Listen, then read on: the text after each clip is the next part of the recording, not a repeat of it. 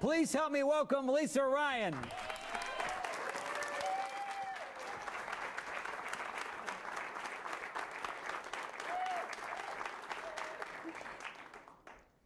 Gratitude is not for wimps. Do you know who said that? No. Dr. Oz and Dr. Roizen.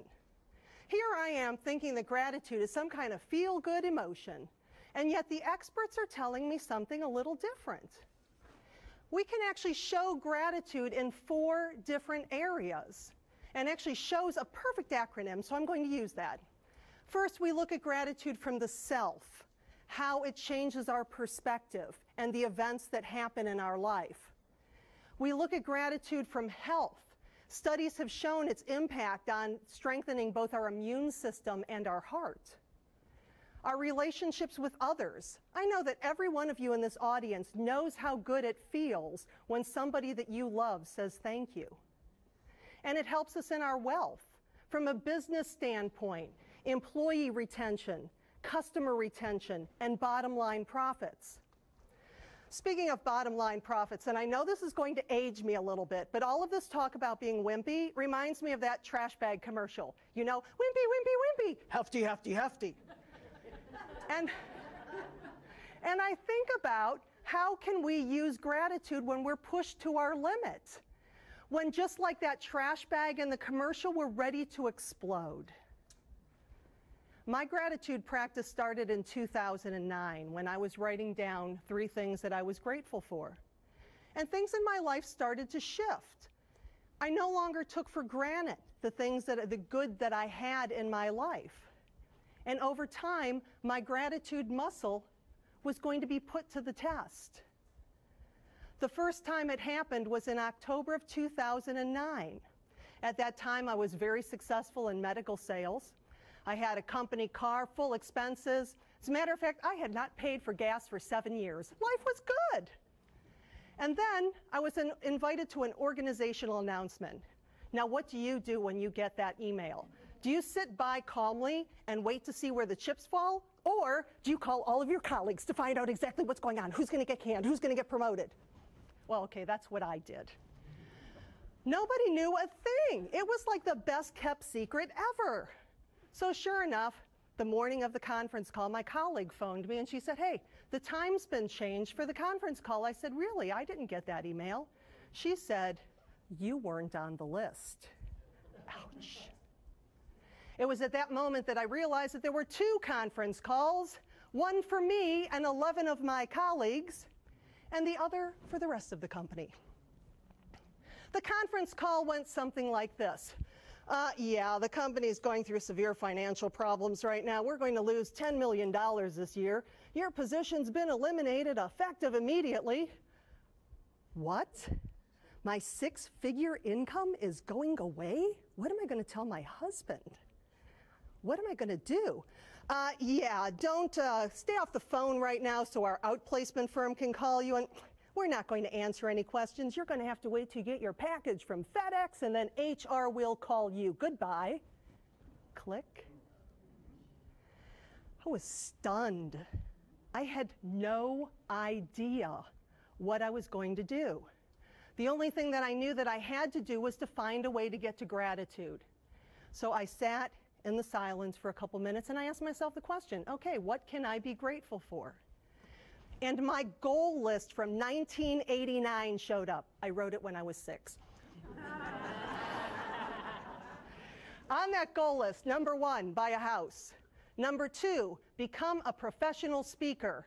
Number 3, win $594 million in the Mega Lotto. No, just kidding. Number 3 was to write a book. And I realized that goals that had been on my list for 20 years were now being open to come to fruition. And they have. I realized that that phone call was the single best thing that ever happened to me.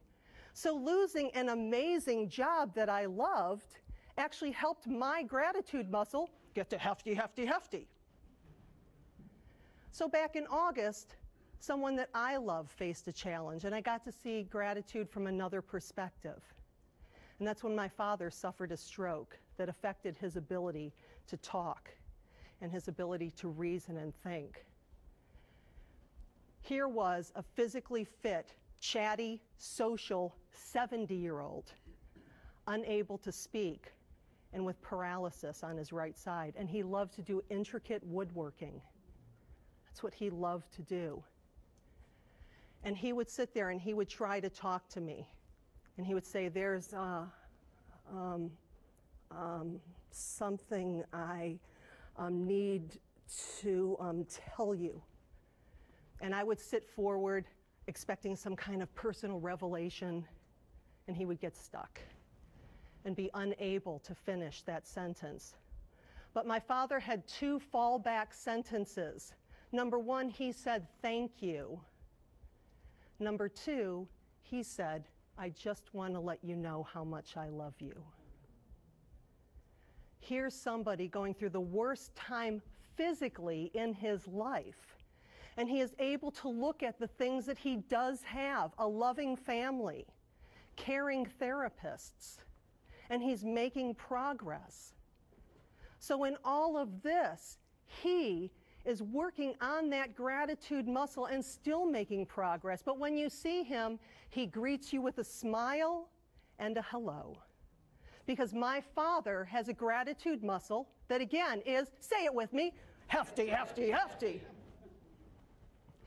And there's been copious amounts of research done on the power of gratitude. As a matter of fact, I did my own in-depth scientific study by posting a question on social media.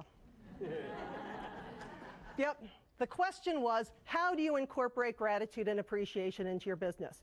I thought it was an innocent question, don't you? Okay, it wasn't. The very first response I received was, you don't need to incorporate gratitude and appreciation into your business because people are just going to take advantage of you anyway. So I emailed her back. I'm really sorry that you feel that way. That's all right, I'm a big girl now and I'm moving on. So I emailed her back. I am a glutton for punishment. And I said, this is going to seem really silly, but if you would take my 30-day challenge and for the next 30 days, write down 3 to 5 things that you're grateful for, and at the end of 30 days, let me know how it goes. And she said, thank you for being so positive. I'll do that right away.